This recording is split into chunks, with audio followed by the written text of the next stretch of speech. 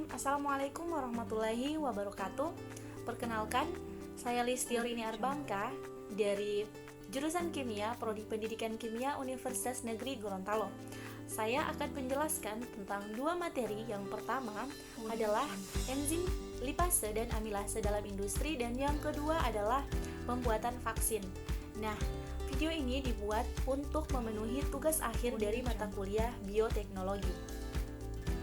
Nah, baik, langsung saja kita ke materi pertama, yaitu enzim lipase dan amilase dalam industri.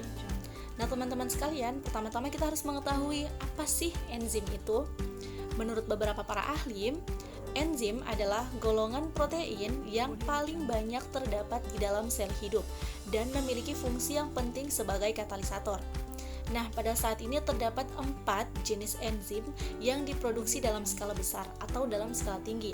Yang pertama ada protease, yang kedua ada glukoamilase, yang ketiga ada amilase, dan yang keempat adalah glukosa isomerase. Nah, teman-teman, yang pertama kali akan kita bahas adalah enzim amilase, di mana enzim amilase ini merupakan enzim yang pertama kali diproduksi oleh industri pada tahun 1894 dari sumber jamur. Nah, enzim amilase ini sudah diturunkan dari jamur, bakteri, ragi, dan juga Actinomycetes. Nah, akan tetapi jamur dan juga bakteri merupakan sumber paling dominan yang biasa digunakan pada industri. Nah, teman-teman sekalian, amilase ini diklasifikasikan sebagai sakaridase atau enzim yang memotong polisakarida, di mana amilase merupakan enzim pencernaan yang biasanya dilakukan oleh pankreas dan juga kelenjar ludah.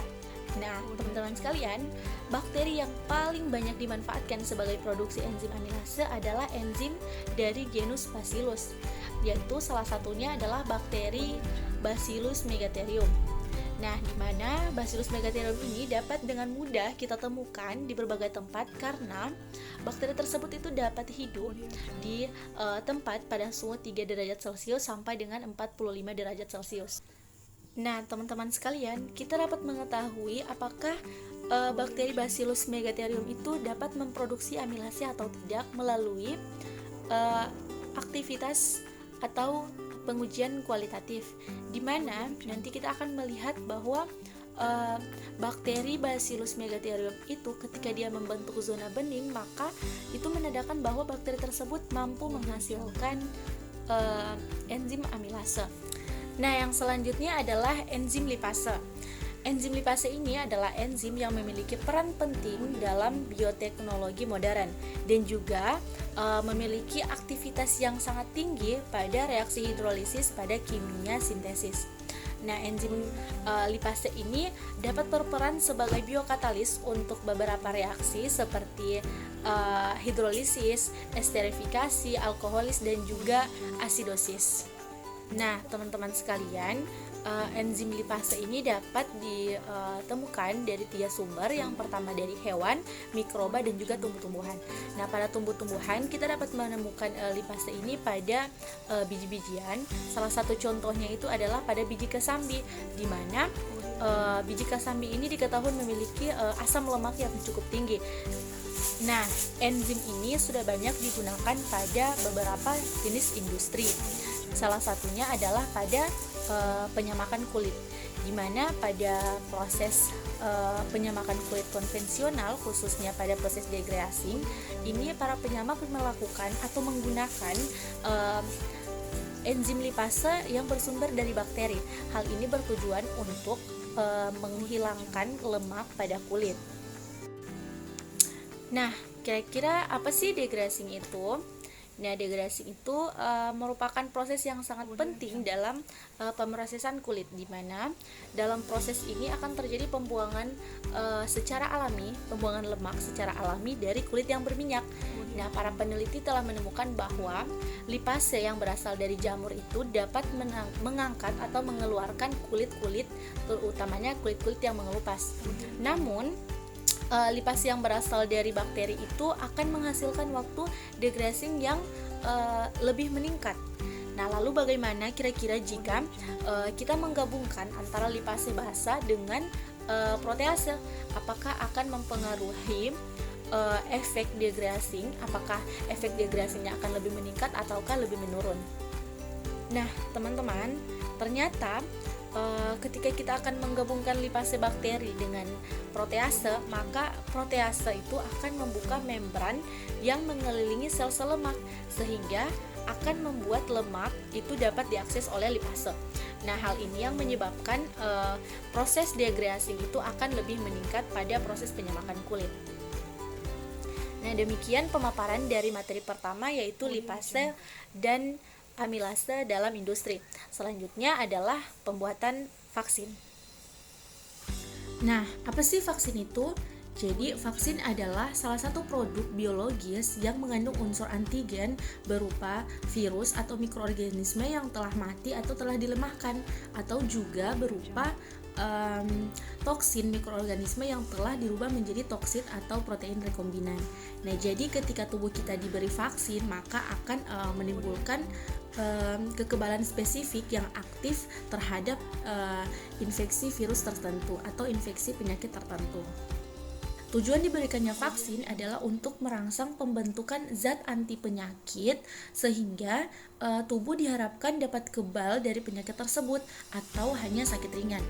Nah, vaksin ini bukan merupakan obat tapi merupakan bentuk pencegahan. Nah, vaksin dapat diambil dari beberapa sumber. Yang pertama dari mikroorganisme yang telah mati, mikroorganisme yang telah dilemahkan, pembuatan antibiotika, dan pembuatan hormon.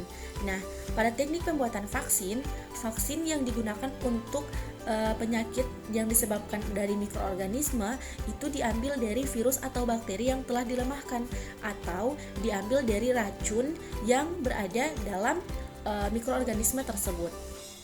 Nah, ada beberapa tahap uji klinis yang harus dilewati dalam proses pembuatan vaksin.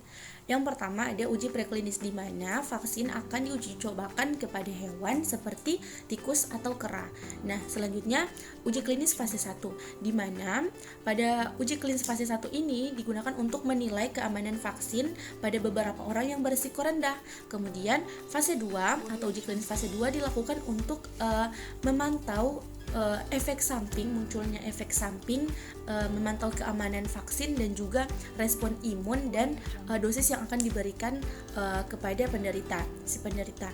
Nah, kemudian pada fase 3 di sini adalah melihat efikasi vaksin dalam mencegah penyakit yang ditargetkan. Nah, pada fase 3 ini akan diberikan kepada ribuan orang untuk sebagai subjeknya.